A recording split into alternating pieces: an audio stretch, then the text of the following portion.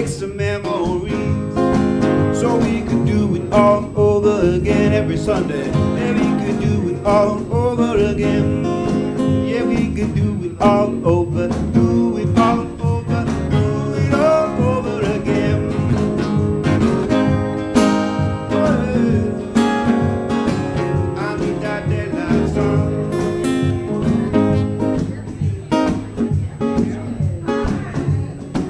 Feel free to move your shoulders around a little bit. I just wanna spend these moments letting them go back. I couldn't make out that move, Hilltop, even if I tried.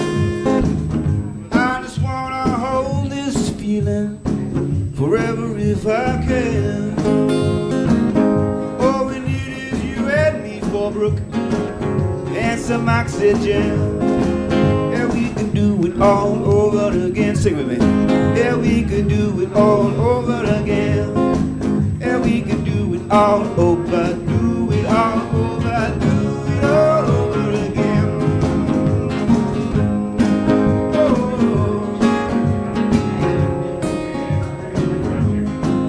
I need the daylight, the sunshine, the daylight, sun. I need the daylight, the sunshine, the daylight, sun. I need the daylight, the sunshine, the daylight, sun. I need the daylight, oh yeah. I just wanna taste a good life in every breath I take. We could watch another daybreak if you're still awake. And we could do it all over again. And we could do it all over again. So we can do it all over, do it all over, do it all over again. I just wanna see that sunshine fall down on me. I just wanna feel that new day come to set us free. Happy Sunday, everybody. Welcome, welcome. Thanks, Jim Jones. Good morning, everybody. Good to see you all. It's nice to have you all here this morning.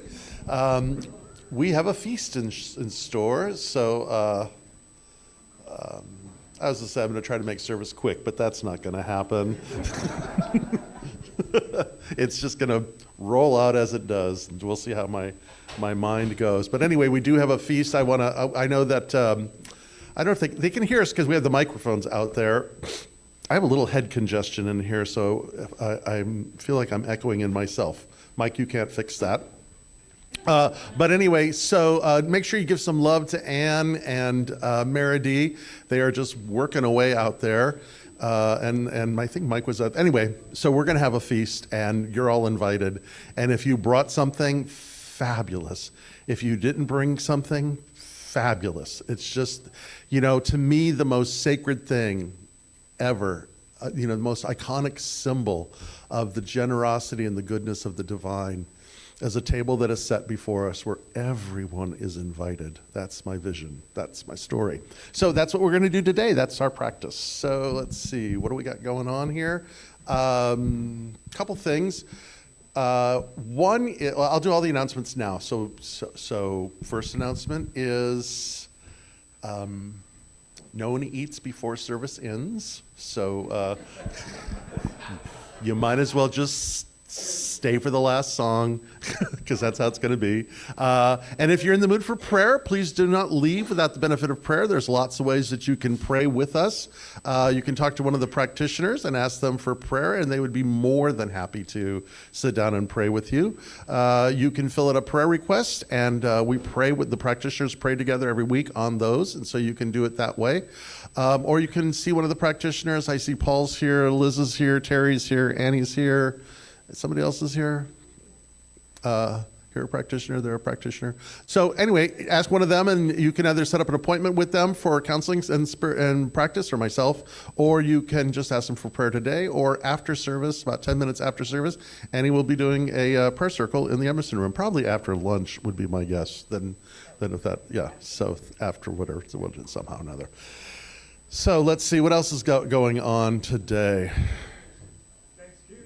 Thanksgiving, yeah, we're going to talk about Thanksgiving is kind of like our country's Passover, right? I think about that. You know, it's our ritual meal that brings us a sense of identity and belonging, and I'm going to talk a little bit about that today too. So, yeah, yes. Oh, that's right. Yeah. So, don't give him a mic.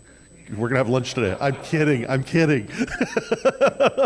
So, Jim will not have class next week. However, Jim will be our guest speaker next week. I'm very excited about that. Yeah. Yeah, very, very cool. Let's see. Anything else we got going on here? Yeah. Oh, cool. You're going to start that next Sunday. Okay, so what time? 10:05 in the Emerson room. Mantras with Magdalena. She'll bring her ukulele, and you can chant the names of God. That will be a fabulous way to start a Sunday and get you ready. So there's that going on. Cool. Anything else that I need to know? Office will be closed Wednesday afternoon, and we won't be open on Thursday. So we always have a question in the morning that you are invited to participate in or not. And I was thinking about that this whole week. You know, we are a storytelling species. Part of who we are and how we work in the world are the stories we tell. And so the question is there a story that you are kind of holding on to as you navigate through the world these days? And anybody's welcome to answer. We'll ask the platform up here, and then we'll throw it out here. The only caveat is this, is it has to be in I statements, like I believe, I experience, I think, as opposed to this is what the world should do, because that's from the top up, and we're trying to lead from the heart. So, there you go, John. Good morning.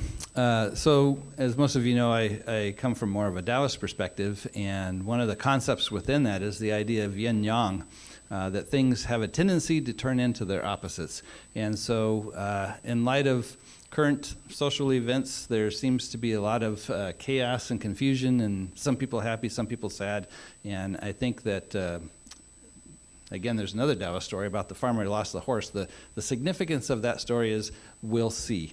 And I think that's probably the main thing that's guiding how I'm looking at the world right now. Yeah, we use stories to gain perspective, and for me, using objective reality, science. When I think about the history of humanity, there's been approximately 100 billion human beings ever, and I think about my privileges and my ability to move any needles is in the 1% of that 100 billion people. So no matter how bad I feel, no matter what's going on around me, just to think of the story of there's been 100 billion human beings ever, and my privileges are up here compared to all of those people. So let's not let's get stuck in that story. Yeah. Okay. All right. How about you, Andrea? So the story I tell myself, these times for me are no different than any other time. That every day, in every way, I sit, I practice. So then the question came up, well, what is that story that I tell myself about the practice, about the consciousness, about when I'm bringing into the present moment when I sit? And that is that we are all interconnected, and that those prayers and that mantra and that opening of my heart makes a difference. And so for me to feel my body and connect to what is happening and to be in the moment whenever I can take that moment, and I know many of you have a practice on a regular basis. And this, to me, is the story I tell myself, that practice is a guiding light for me, and it opens up my heart to the next thing and the next thing, and it helps me to be the best that I can be, especially when I have a microphone in my hand. So for me, I go back often to one of my spiritual heroes, a man by the name of Pierre Teilhard de Chardin. And he always looks at everything within the lens of geographic time, like the billions of years we've been here, and the tens of thousands we have been here. And his prayer has always been, trust the long work of God. Trust the long work of God. You know, Amber Curtis Hopkins says, do not be deceived by the appearance of things, because the appearance of things is just this moment, but we are, this moment compared to the last 14 billion years is a speck, and it's passing. So trust the long work of God. So, how about anybody else? Anybody got a story to share, a thought to do before we jump in today to service? Paul is our mic person, so just raise your hand if you got anything to share. There's a couple hands up there. There's Magdalena's back here on your left, and then Esther on your right back there.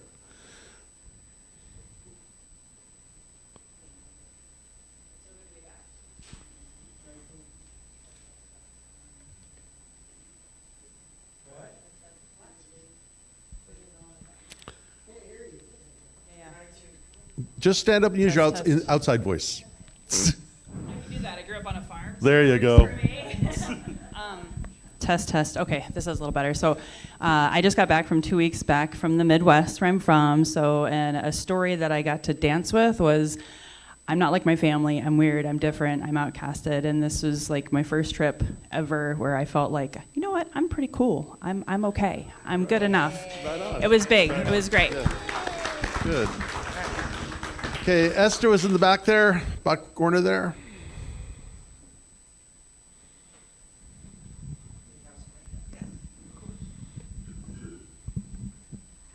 This story is about the fact when we leave, we have a place to go. Yeah. I lost my dear one. He was in the hospital.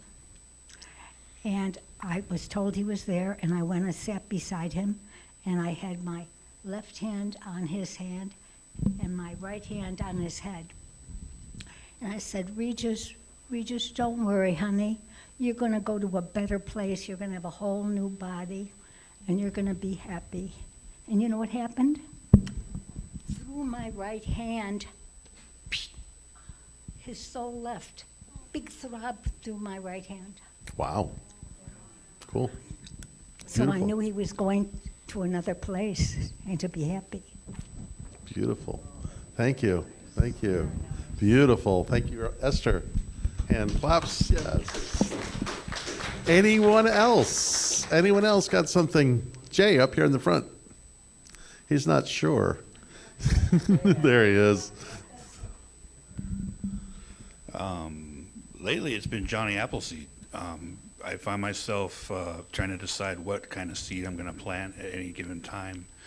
And the part that's really been blowing my mind is when I go back to where I planted the seed, whether it's a negative seed or a positive seed, it is very apparent which seed I planted. So I'm very careful I'm not very careful. I screw up every day. But for the most part, I try to plant the positive, good seed. Yeah. Beautiful. Beautiful. You know, actually, Johnny Appleseed was an actual historic person. Yes, John Chapman. And he actually planted apples. As the expansion to the west was going on, he was planting orchards, so when the people moved west, they would have mature trees. And he was Swedenborgian. Yeah, there you go. Yeah, this time of the year, I'm really in gratitude. Thanksgiving is my favorite time because I'm just so aware of the beauty, the energy, the love, the bountifulness of food, friends, family, all of it. And it is just sacred. So I'm a happy camper. Beautiful. Anyone else? Anyone else? Going once, twice. Paul.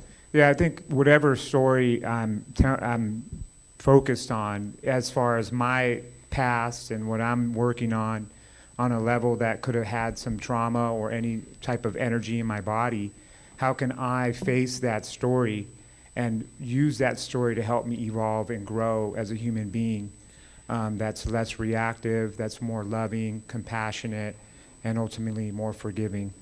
Beautiful. Beautiful. Thank you. Alrighty, with that then, Andrea, you want to bring us to prayer and meditation and let the service begin. Thank you. Thank you. Thank you so much. So what a beautiful celebration. Having you all here is a celebration. Seeing all your beautiful faces and your offerings. And the offering is just that you've arrived and that we're here. That's the offering every moment, every day, in every place, in every way. The offering is that we arrive and we are here. And then all these practices that we do. Every day I plant a seed. You know, I look towards what it is that is true within my heart. So this is an offering. This is a dedication. This is an invocation. This is a prayer. So what I'd like for you is to relax, you know, just to be in your body. The thinking mind, settle into your heart. The thinking mind, settle into your belly. The thinking mind is great. And now, just be within yourself. Be within yourself. And isn't it how we hear so much more in that silence? So we hear the voices outside, that energy of movement, that vibration of love, the Shakti of the universe everywhere, every day, in all things. And I truly know that we have great devotion. We are devoted beings. We are devoted to love. We are devoted to service. We are devoted to the divine sacred. And for me, that divine sacred is always, everywhere, and all things. As the bell rings, that is a divine sacred moment. As I light a candle, that is a divine sacred moment. As I go outside and look at the sky and the clouds and the tree and this morning and the air, and I stood there, that was a divine sacred moment. We are here now, here now, here now in a divine sacred moment.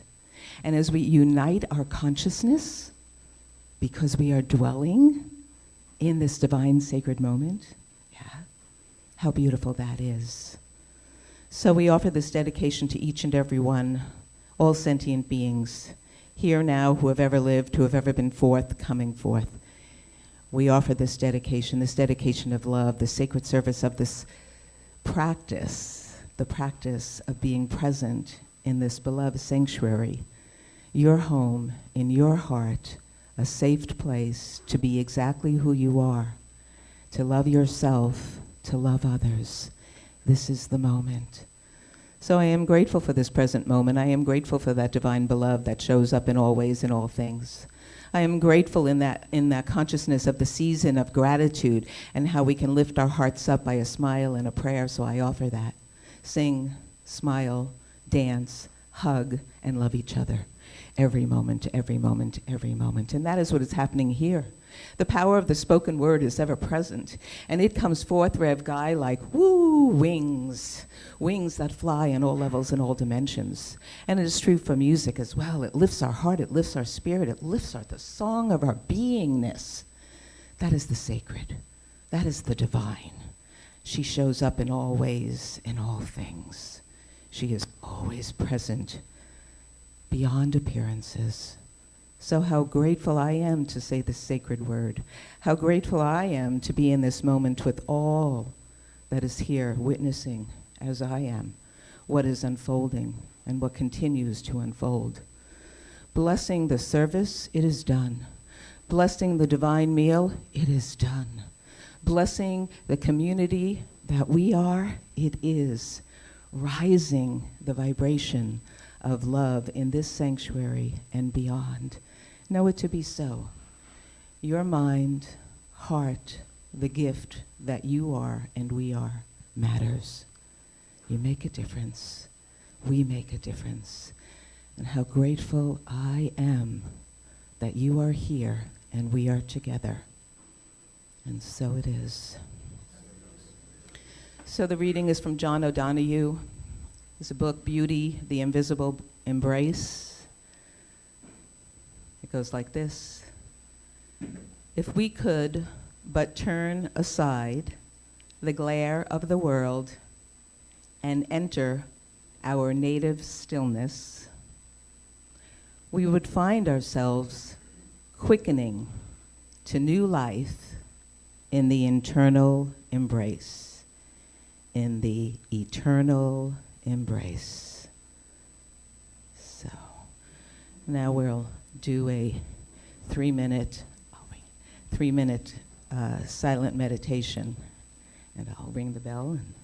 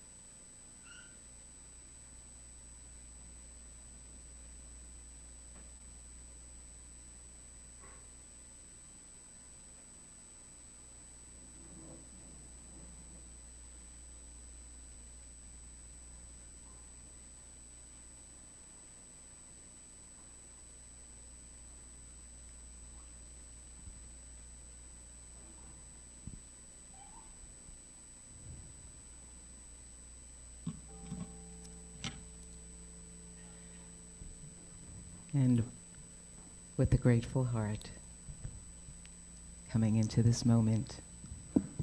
And so it is.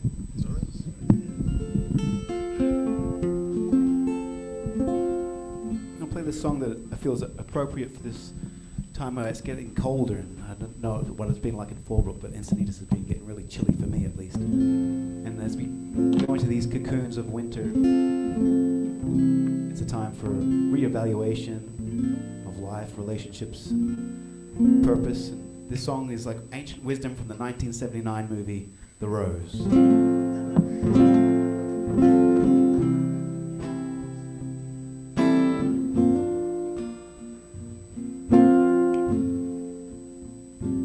Some say love, it is a river that drowns the tender reed. Some say love, it is a razor that leaves your soul to bleed. Some say love, it is a hunger, an endless aching need. I say love, it is a flower, and you, it's only seed. It's the heart, afraid of breaking, that never learns to dance. It's the dream, afraid of waking, that never takes a chance. It's the one who won't be taken, who cannot seem to give. And the soul, afraid of dying, that never learns to live.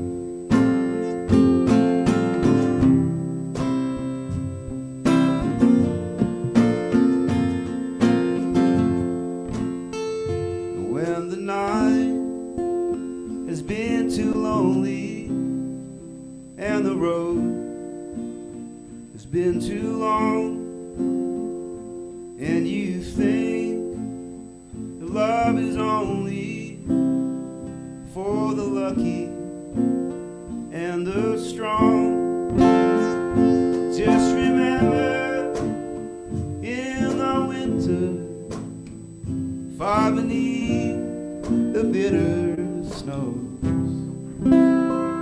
lies the seed that with the sun's love in the spring becomes the rose.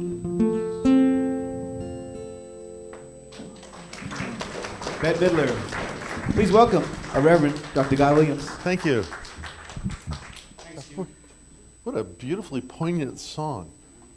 Yeah, lovely. Thank you for that. It is in the air. Yeah, I'm a little bit melancholic, it seems, this week. So I have a question. I've got lots of questions. I got more questions than answers. Just out of curiosity, anybody a psych major? Did anybody enter college as a psych major? 1, 2, bless your hearts. Because I was reading something this week and I was thinking, goodness gracious, psych students, they're always some kind of experiment that they're doing, and they're pulling in the psych students to do this and to do that, and some of them are rather benign, and some of them, like there was one they did where they had, people set up in different groups and one tortured the other one, or they do electric shocks. And they do. So anyway, my heart goes out to you psych majors for your great personal sacrifice for our well-being. But I was reading in a book, Howard Saborda's book on the 12 houses, he's quoting a study that was done in 1976.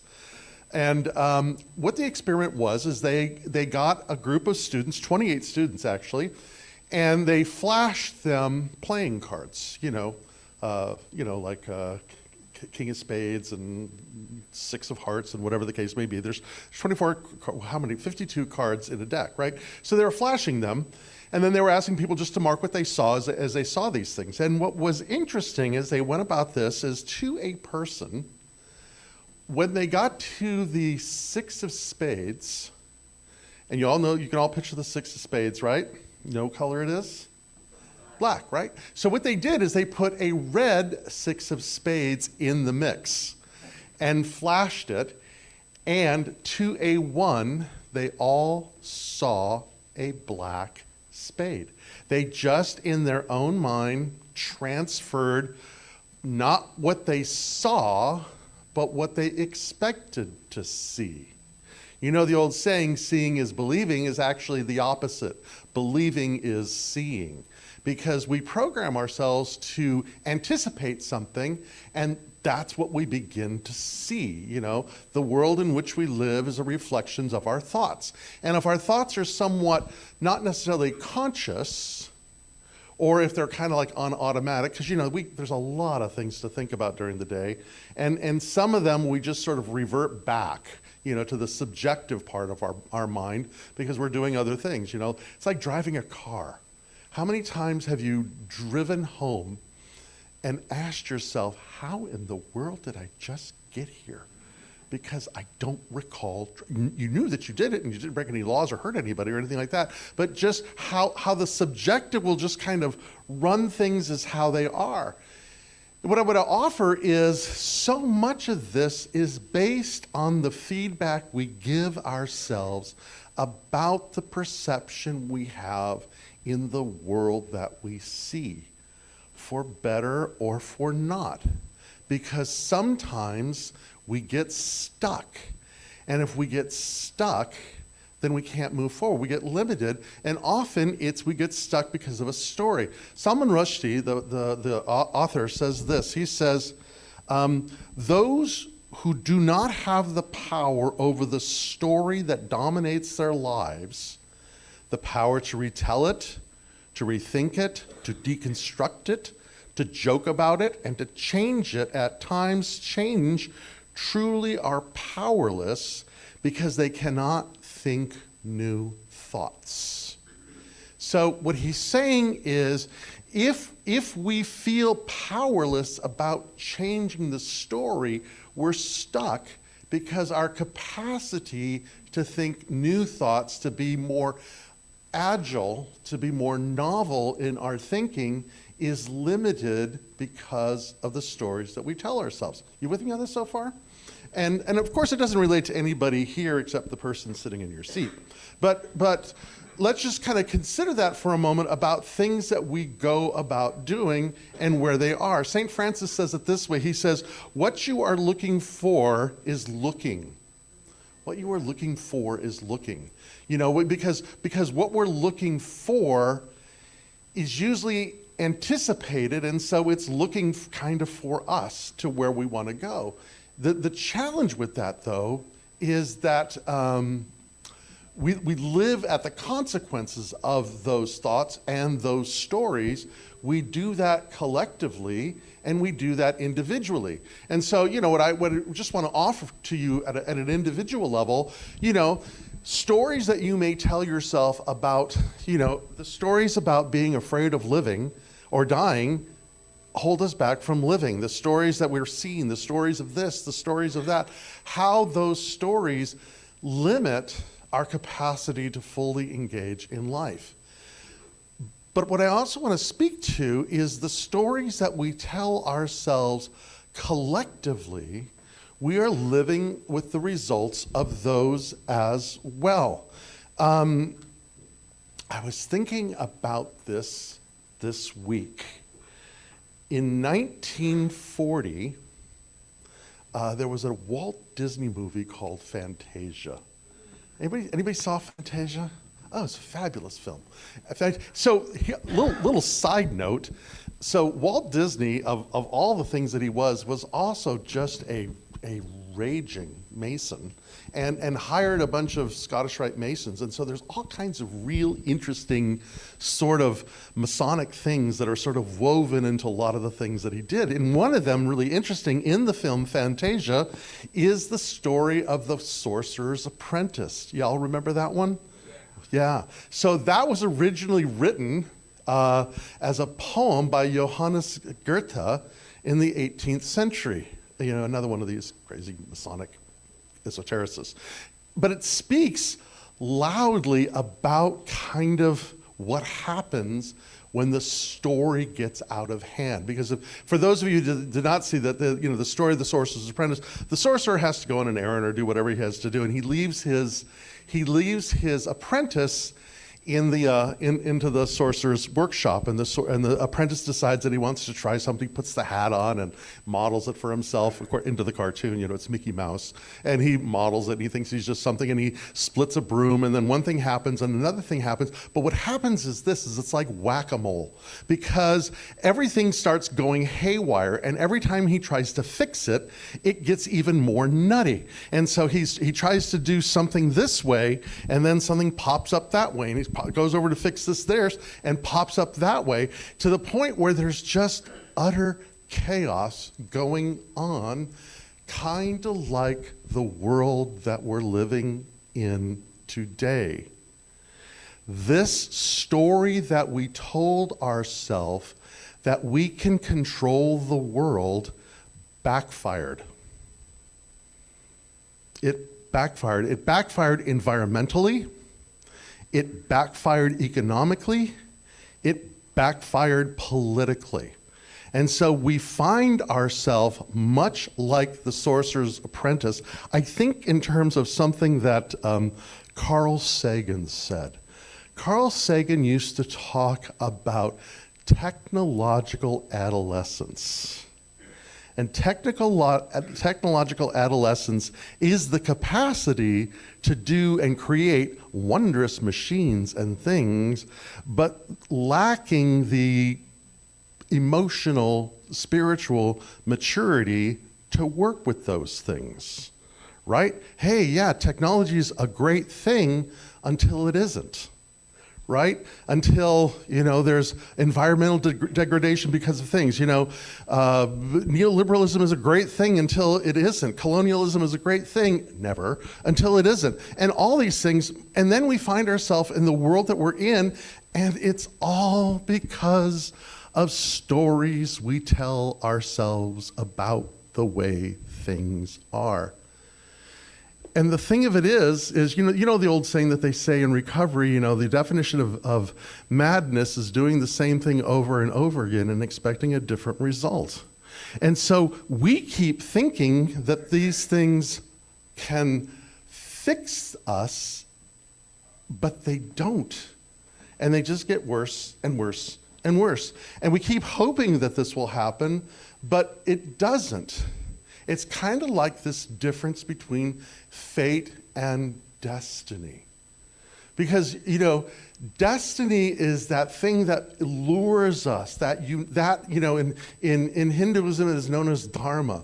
It's the thing that is unique about us, that sets us apart. And interestingly enough, that very thing is our very gift to the world.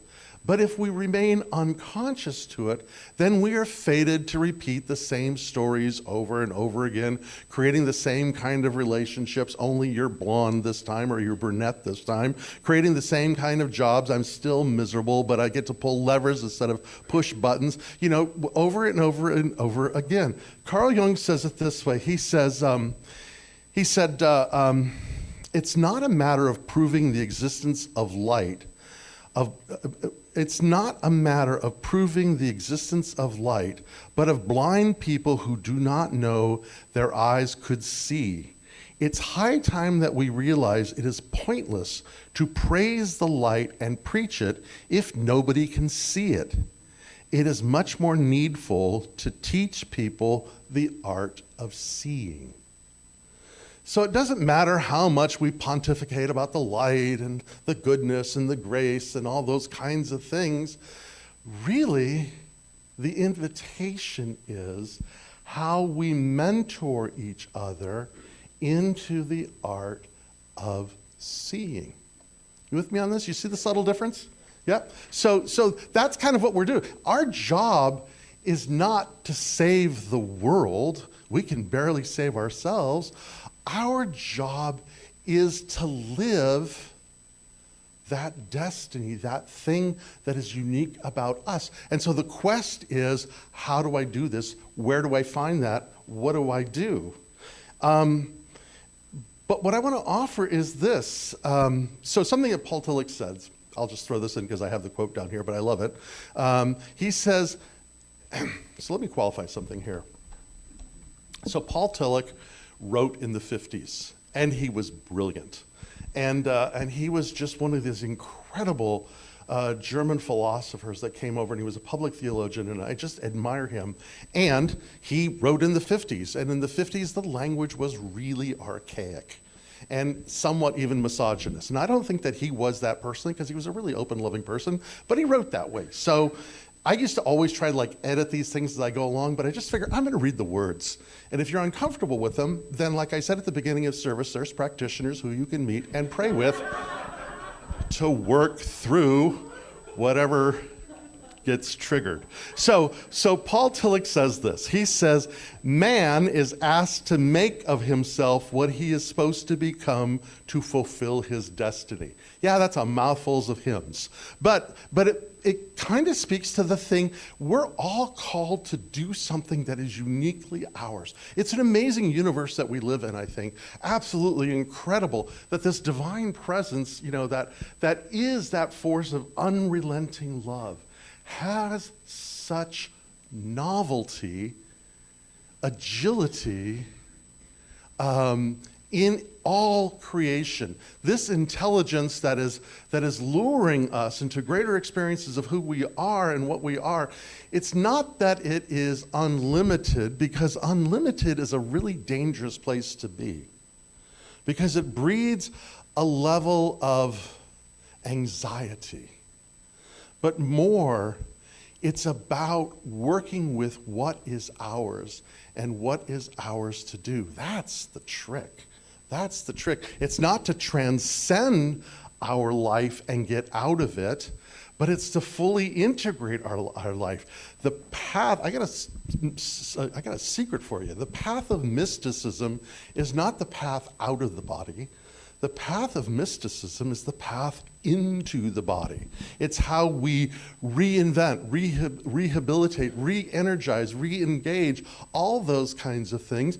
And if it is true for us as individuals, I think it's also true for us collectively. Now, I remember in myself, and I guess maybe I'm speaking of my own maturity here, or my perspective, I guess, or the story that I tell myself, for whatever that's worth. You're sitting here listening to me. Thank you. So when I was younger, I wanted to blow everything up. That was kind of our world. We saw the world and what it was. We saw the institutions that sort of created the world that we live in, and it was just like, man, let's just get rid of all these institutions. Well, it just doesn't work that way because of the chaos that ensues. And history teaches us that every revolution that throws everything out then has a counter-revolution, and that's usually when people get hurt. Think of the French Revolution and the guillotine. Think of the American Revolution and the Civil War. So maybe the thing is not just to toss it out, but to infuse it with spirit, to recalibrate, to rehabilitate, to re-engage these things. And I think that in terms of being a minister, about religion itself and what it is that it's for us to do. Because, yes, religions have done horrible things. They have been party to colonialism since probably day one. Pick a religion, name a religion, all of them are faulted. And yet, hospitals, universities, values, education, these kinds of things are product of it as well. I'm a product of it as well. And so I can say, yeah, I'm spiritual, not religious, but you know what? I'm an ordained minister in a spiritual community. That's kind of religious. So what do we do with that kind of thing? But what I want to offer is how we kind of re-engage in these things. There's a beautiful book written by a woman by the name of Robin Wall Kimmerer called Braiding Sweetgrass. If you've not read it, it is just a treasure. But one of the things, and she's an American Indian, but one of the things that she writes is she says, I wonder if much that ails our society stems from the fact that we have allowed ourselves to be cut off from the love of and from the land. It is medicine for broken land and empty hearts. And what she is saying is, one of the things that causes us to be ailed, disenchanted, alienated, confused, is that we have cut ourselves off from the land. We've cut ourselves off from the capacity to love the land, but we've also cut ourselves off from the capacity to be loved by the land. And when we are loved by the land, our perceptive changes, because it's not about being all alone and having to achieve something. It's really about how we're part of something that nurtures us and supports us. I remember when I was in the school of ministry, I had to read a book by one of the professors. It was in science and spirituality, but he talked about how in indigenous cultures, that babies are never not held for the first 9 months of their life. And I remember this, a friend of mine who I was up in the Bay Area years ago, their family was Chinese, and it's the same kind of thing, but that the babies are not brought out in public, and they don't touch the ground for the first 9 months of their life.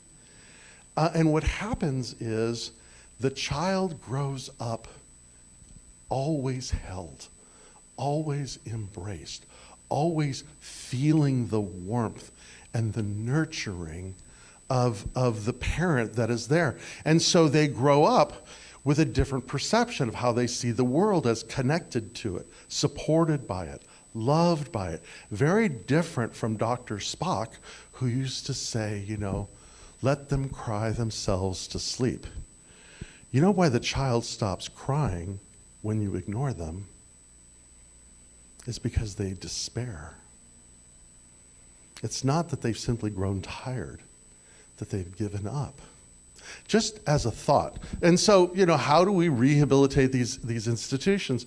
But my first thought that came to me was the Hebrew Bible. And because I love the Hebrew Bible, I love the Christian Bible as well. I love the Bhagavad Gita, and I love the Dhammapada, and I love Tolkien. But so it doesn't matter which one. It's just, I'm not going to say, they're terrible, they're bad, and all these horrible things about them. Because the people that wrote them, and they're trying to convey a wisdom. And the thing about the Torah, the first 5 books of the Hebrew Bible, the Tanakh, it is said it was written by a group of people who were slaves, who were trying to learn how to live or create a society based on love and freedom. Now, again, you could read the history of Israel, and it's just read the history of anybody, and it's bloody, and it's interesting, and it's got its moments of beauty and wonder and all this other kind of stuff, and it's got its other things. And we also know historically these are legends, these are myths, they're not historic events.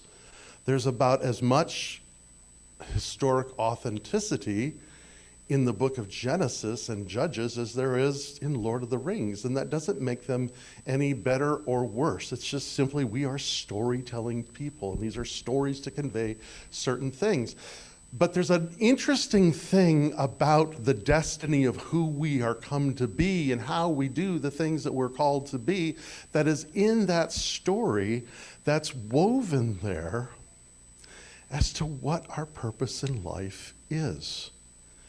And I want to talk about the book of creation, or the creation myths, written, several thousands of years ago, these beautiful, intricate creation stories. But in them, there's a really interesting thing that happens in the book of Genesis. God is creating this, and God is creating this, and God is creating that. Read that as a metaphor. Again, I enjoin you to consider this when you read any sacred text. Not to ask the question, how did it happen? Wrong question. But to get into the author's mind.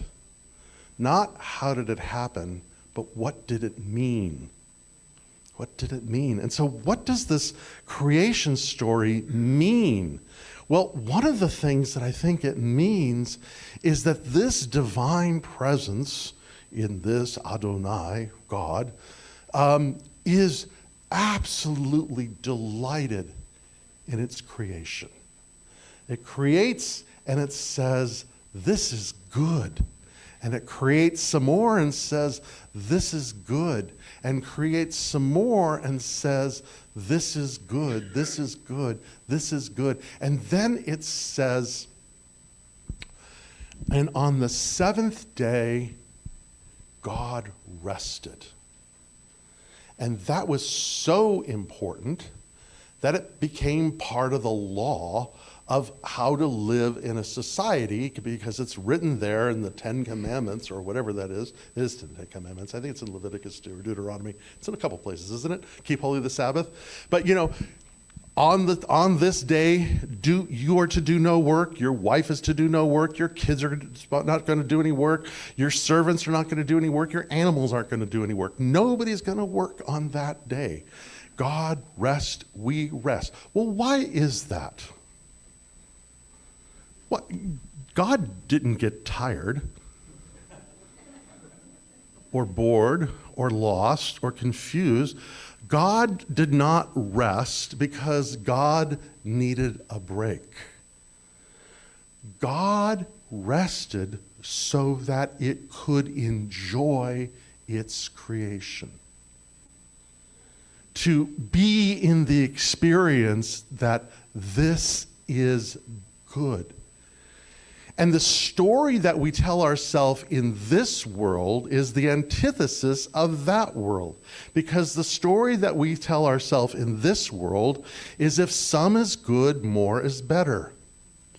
Or, when I grew up, anything worth doing was worth doing to excess. And that is the antithesis of Sabbath.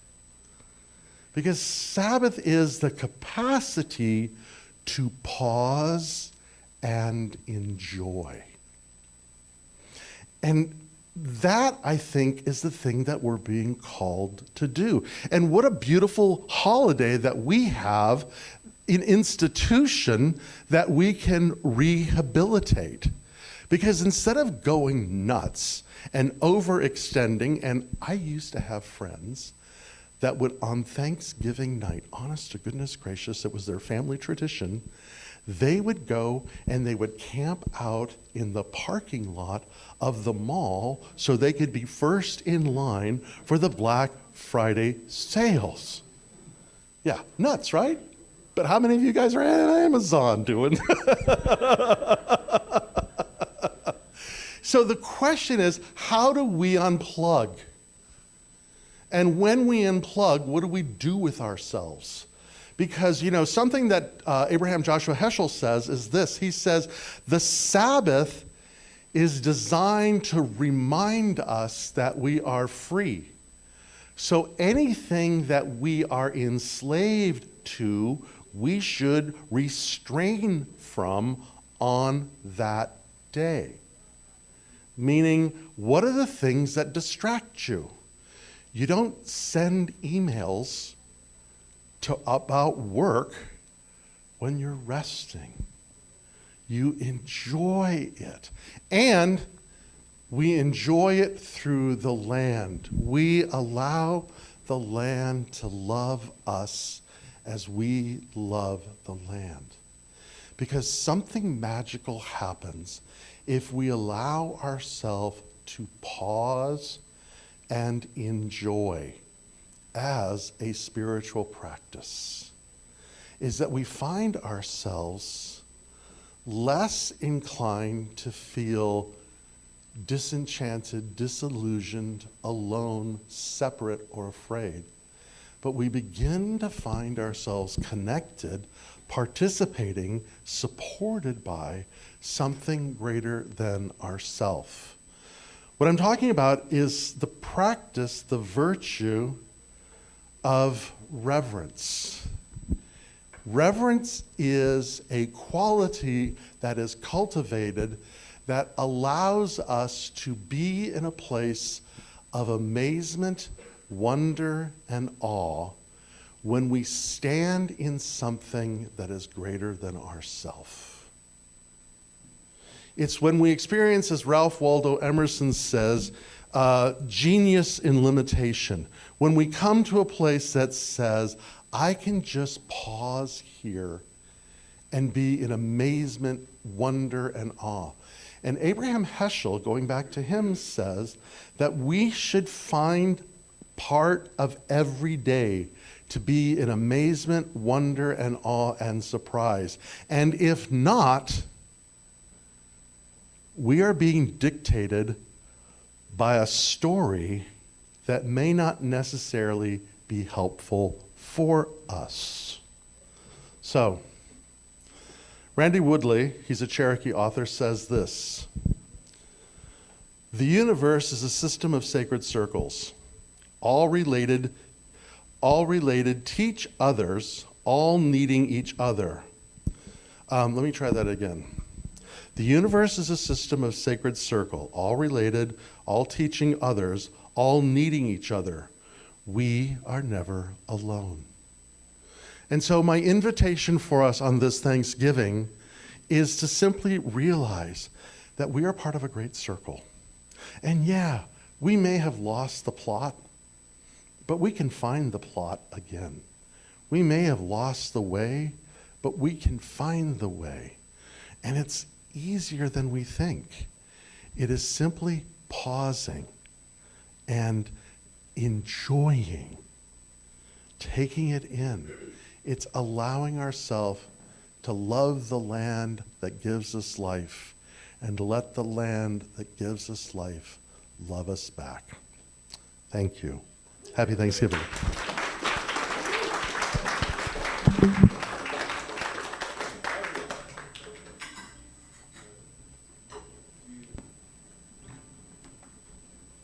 Really appreciate you, Rev. Thank you. Likewise. Really beautiful. All right, let's get our oxytocin going here. This is the ancient practice of singing together.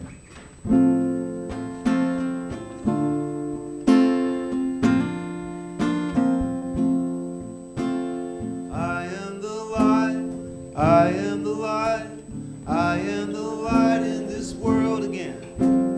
I am the light, I am the light, I am the light in this world, and I shine, and I shine, and I shine, and I shine so bright, and I shine, and I shine, and I shine so bright. Tell somebody, you are the light, you are the light, you are the light, you are the light in this world.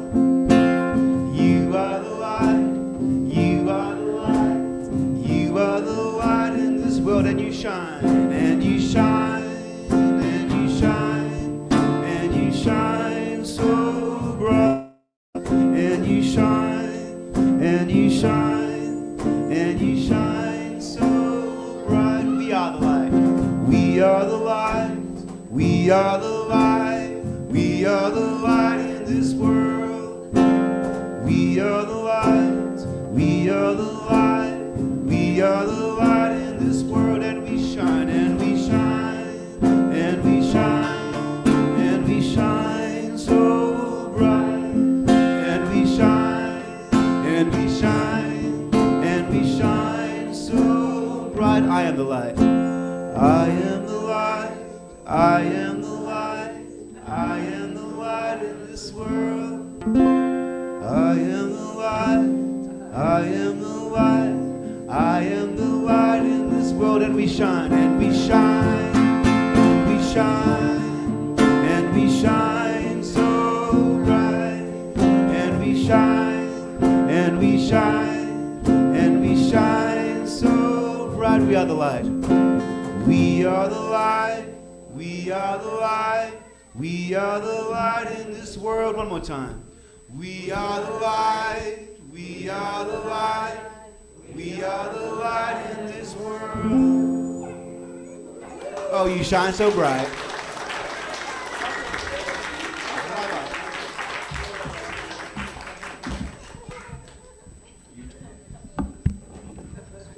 Walter's singing. Walter's singing. I love it.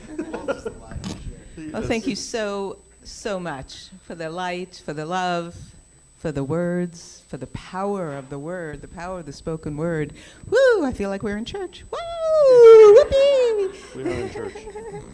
That's so great. It's Do so I have bad. a yaha? How about an om? Om. Anyway. So thank you to your generous heart. Thank you to your generous heart. Thank you to your generous heart. Thank you, thank you, thank you, thank you, thank you to your generous heart. How beautiful we are. How beautiful you are. So whether conscious giving, I give to the universal flow of all things. I give because I can, because I want to, because there's a joy in the gift of giving that comes back to me exponentially. I give because I can. I give because I love it. Right? We all gave so much today already. So if you are giving, and because you do give, and because you have given, because you are giving, regardless whether you have the dollar in your hand today, breathe into your heart. Put your hand on your heart. Do whatever you like as far as that goes. But know that your heart is a giving heart, and it always gives. That reciprocal energy, yes. Shine the light on me as I shine the light on you. I am lifted up in all ways. So thank you. Thank you for your monetary gift today that supports Hilltop Spiritual Center and beyond. Thank you for your generous, infinite heart. And so it is.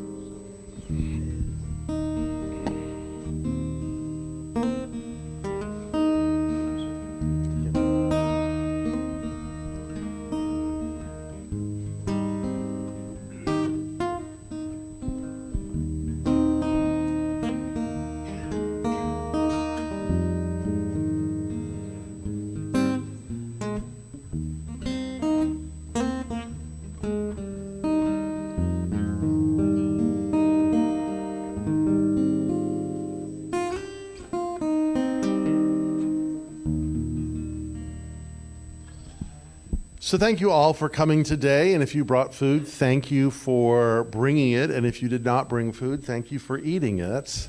And thank you to the greeters. I saw Walter's family was greeting today. Mike and Steve in the sound back there. Meredith, give her and Ann some love because they had just I hear them working tirelessly. Jim and Lee, thank you, and Andrea, it was beautiful. Thank you as well. And so in our closing, I want to read a prayer to you. And Annie requested that we hold hands. So if you feel like you want to hold someone's hands, do so. Standing. Or standing and holding hands. We're not going to chant or anything like that, but yeah. Join the love. Join the love in all things and all ways. And so here's the prayer from Pierre Teilhard de Chardin, entitled, it's from his book Hearts on Fire. And it's entitled, Trust the Long Work of God, or the Slow Work of God. Above all, trust the slow work of God. We are quite naturally impatient in everything to reach the end without delay. We should like to skip the intermediate stages.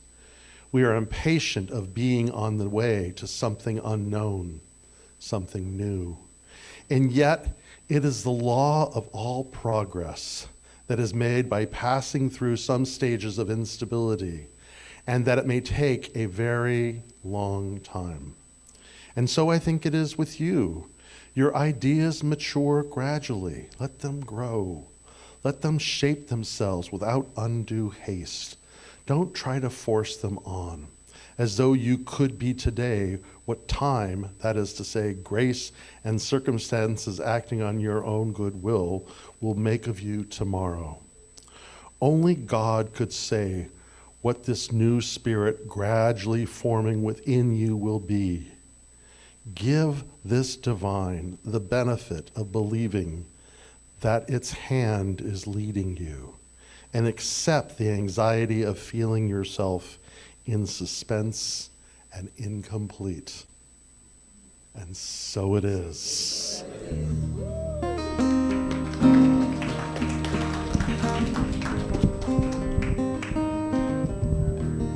Here's my gratitude song for the people coming through.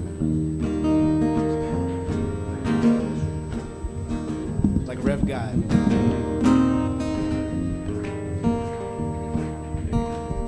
I may be one man in the microphone, but I didn't get here on my own. Mama taught me my first song, and brother let me sing along. When they didn't have tune,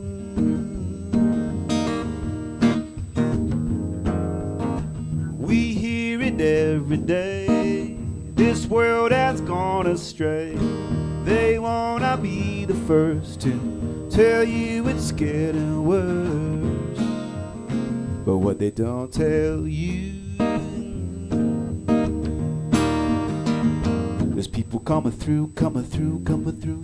People like you and you and you. You didn't have to, but you do, but you do. You keep on coming through, coming through, coming through. When you feel like you can't cope and you're at the end of the rope, just leave your heart wide open. You start to feel that hope. Come on through. Oh yeah. Think about how far we've come, the impossible we've done. Compassion, innovation, through every generation. There's people coming through, coming through, coming through. People like you and you and you. You didn't have to, but you do, but you do. You keep on coming through, coming through, coming through. Yeah, you. Yeah, you. Thank you. Ooh. Yeah, I'm singing to you. Yeah, you. Thank you.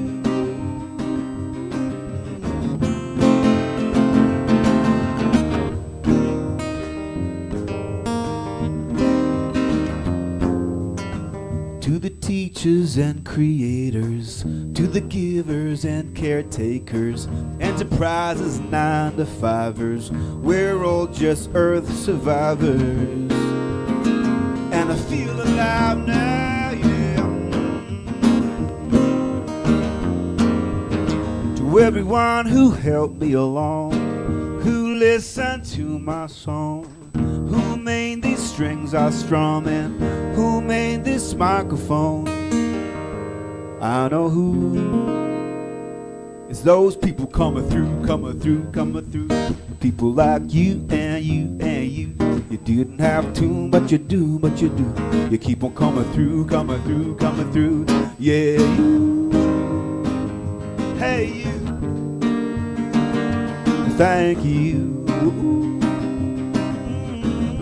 Yeah, I'm singing to you. Yeah, you. Thank you. Yeah, the people coming through. People like you. People coming through. People like you. People like the people of Hilltop. Much love, everybody. Let's feast.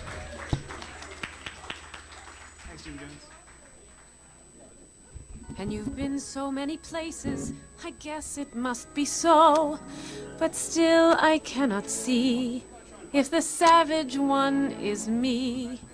How can there be so much that you don't know? You don't know.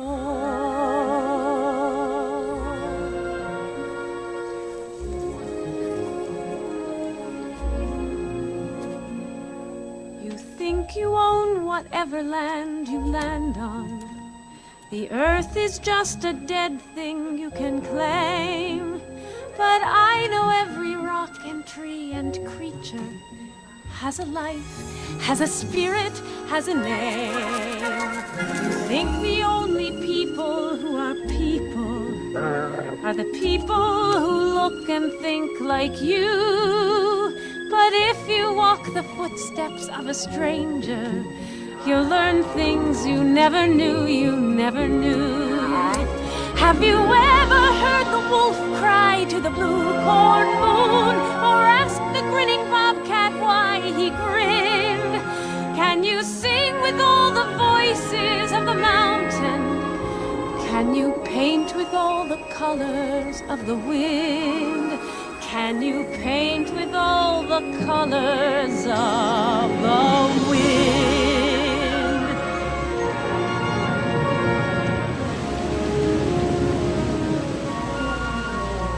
Come run the hidden pine trails of the forest. Come taste the sun-sweet berries of the earth. Come roll in all the riches all around you, and for once never wonder what they're worth. The rainstorm and the river are my brothers. The heron and the otter are my friends. And we are all connected to each other in a circle, in a hoop that never ends. How high does the sycamore grow? If you cut it down, then you'll never know. And you'll never hear the wolf cry to the blue corn moon. For whether we are white or copper-skinned, we need to sing with all the voices of the mountain. Need to paint with all the colors of the wind. You can own the earth, and still all you'll own is earth until